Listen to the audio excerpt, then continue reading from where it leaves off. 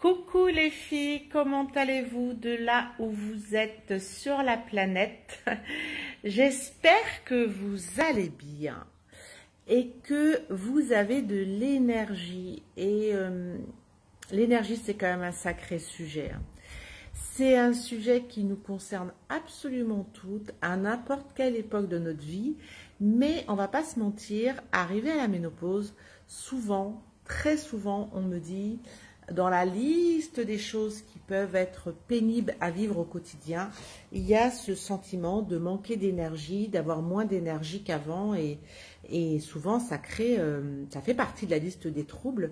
Et même s'il y a d'autres troubles, celui-là, il a tendance à venir se surajouter aux autres, et il fait partie de la liste des troubles, ce que j'appelle les troubles invisibles, mais qui ont beaucoup de poids dans notre quotidien. Donc pour celles qui ne me connaissent pas, je m'appelle Brigitte Lhomme. J'accompagne des femmes qui veulent vivre leur ménopause sans traitement et sans médicaments. J'ai créé ma propre méthode qui s'appelle la méthode Dragon.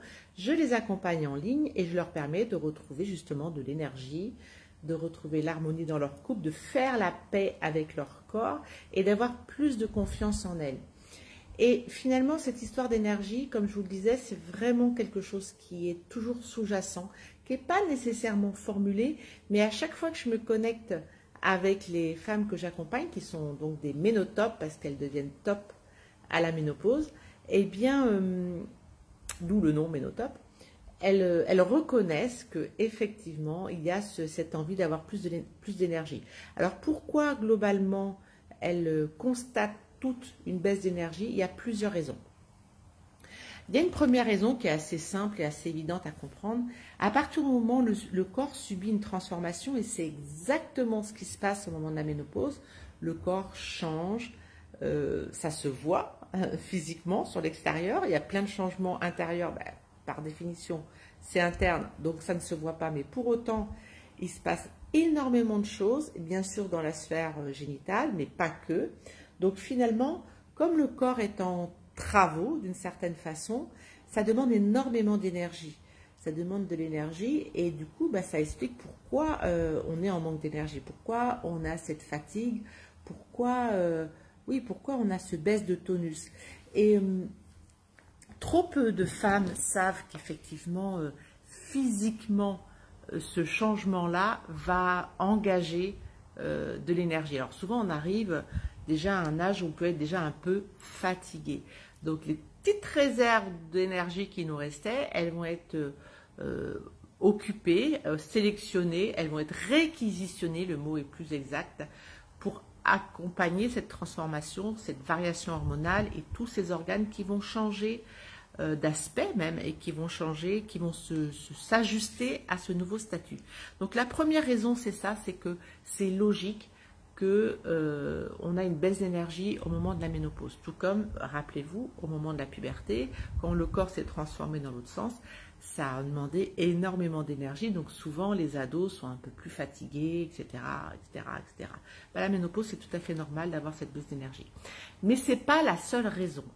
Si on creuse un petit peu plus, on se rend compte que très souvent, arrivé à 50-55 ans, toutes les femmes ont eu un parcours de vie avec des expériences, pour ne pas dire autre chose, ou même des traumas ou des difficultés qu'elles ont rencontrées, des blessures qu'elles ont rencontrées dans leur vie.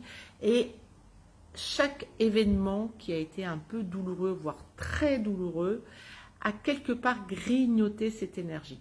Quelque part, elle a un peu perdu de son énergie, elle y a perdu une partie de son âme ou de son énergie, et on a possiblement fréquenté des personnes qui nous ont mangé notre énergie, qui sont venues se nourrir de notre énergie.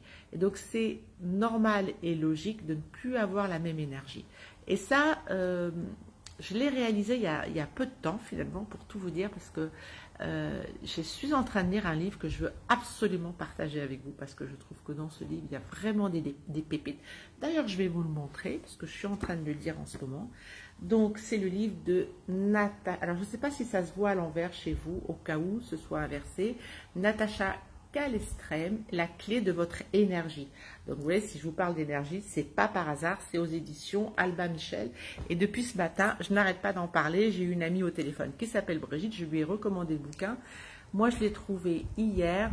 C'est une femme que je suis depuis un petit moment et je trouve que c'est tellement adapté parce que effectivement tous ces événements du passé qui sont venus grignoter notre énergie, soit par rapport à des événements, soit par rapport à des personnes, eh bien, je trouve que on n'est pas obligé d'attendre la ménopause ou la cinquantaine, on va dire, pour se rendre compte de ça.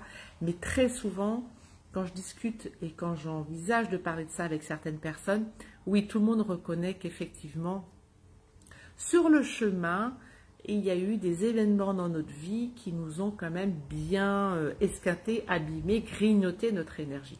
Et donc, ce que j'adore avec le livre de Natacha Calestrem, c'est qu'elle propose des protocoles pour récupérer son énergie. C'est carrément la clé de votre énergie, c'est le titre de son livre.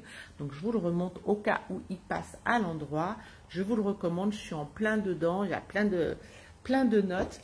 Et ça fait tellement de sens à énormément de choses que moi, j'ai connues dans ma vie, que c'est pas possible que vous qui m'écoutez et qui avez à peu près le même âge que moi, je suis sûre que c'est un livre qui pourrait résonner. En tout cas, je vous en reparlerai à l'occasion sur des sujets bien spécifiques. Mais oui, quand on parle de l'énergie, c'est normal pour deux raisons. Il y a une raison physiologique et il y a une raison, on va dire, plus émotionnel, voire un petit peu plus perché, voire un peu spirituel d'une certaine façon. Mais il y a surtout des solutions pour remonter son énergie, parce que, ok, faire juste le constat de, oui, effectivement, on a une fuite d'énergie, on se fait voler notre énergie, ou on a une baisse d'énergie, ça c'est juste le constat. L'intérêt, c'est de savoir qu'est-ce qu'on fait pour pouvoir récupérer son énergie. Sur le plan physiologique pur et dur, évidemment, je pense qu'à force de me suivre, vous devez le savoir, on va travailler sur plusieurs piliers. L'alimentation est une source d'énergie ou de baisse ou de source d'énergie. Le fait de mettre son corps en mouvement, le fait de gérer ses émotions aussi, ça va nous permettre de sortir des schémas qui vont peut-être être plus favorables pour avoir justement plus d'énergie. Et puis, il y a cette approche-là avec ce que propose Natacha Calestrem, et je trouve ça juste génial. C'est hyper complémentaire. Donc, il y a plusieurs façons d'aller vers la récupération de son énergie sur différents plans.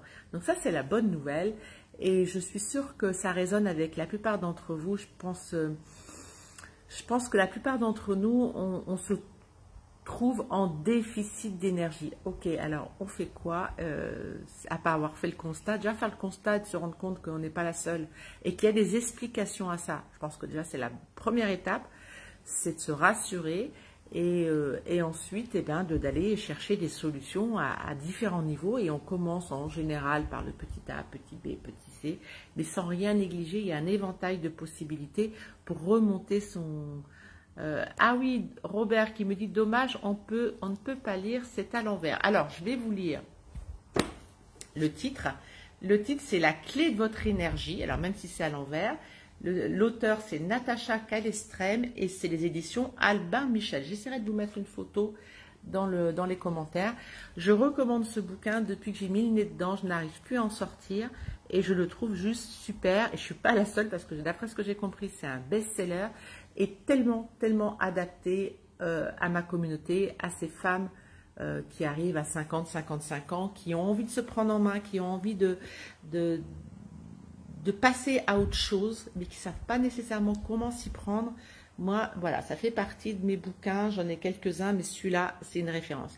Donc voilà les filles et les garçons, parce qu'apparemment c'est Robert qui me disait que le livre était à l'envers, parce que c'est toujours intéressant, bien sûr ce que je dis, c'est pas nécessairement réservé aux femmes, et évidemment, moi je parle de ménopause, donc je m'adresse à des femmes qui sont quand même très souvent en couple, entre parenthèses. Donc voilà les filles, pour la vidéo du jour. Laissez-moi vos commentaires si vous voulez. Je vous donnerai les coordonnées de ce bouquin. En tout cas, moi, j'adore. Et puis, je vous dis à demain. Et en attendant, n'oubliez pas de vous honorer tous les jours pour que le monde autour de vous vous honore en retour. Bisous les filles, à demain.